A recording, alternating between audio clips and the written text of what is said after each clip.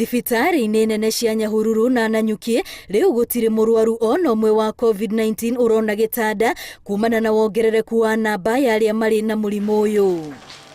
Ihinda-inĩ ria thikũ 10 hĩtũku mũrimũ ũyũ ũrerĩkana ũkoretwo gĩtamba na gĩcunjĩ gĩa 19 harĩ 100 andũ 12 arĩo marerĩkana mahotetwo nĩ virus ĩno kaunti-inĩ ĩno. Meaning for every 100 citizens in Laikipia, possibly 19 have COVID-19, and now we do not have extra beds to possibly continue admitting oxygen patients. Ũndũ ũyũ nĩguo ũtũmĩte thirikari ya kaunti ĩno kũgĩa na mũcemanio na maabitha ũgitĩri hamwe na arũgamĩrĩri a thibitarĩ kũgathĩka mĩtaratara ya gũtigĩrĩra mawatho ma kũgirĩrĩria gũtamba kwa mũrimũ ũyũ nĩ marũmĩrĩrwo na kinyi.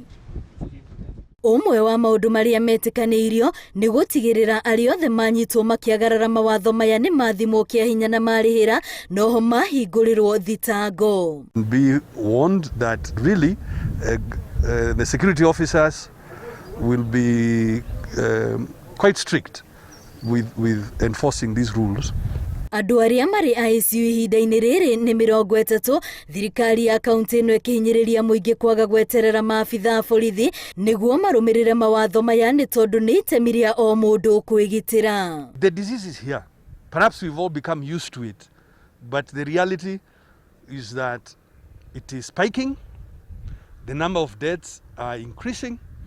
In the last 24 hours, for example, just here in this one hospital, we've lost 3 people. Mũcemanio ũyũ ũtabanĩtio rĩrĩa andũ 40 maikĩtio ngono nĩ maabitha a borithi marĩ kĩrabu-inĩ kĩmwe mwena wa Nanyuki magĩkenia kũrĩa rĩu metereire gũkinyio igoti-inĩ mũthenya wa Jumatatũ.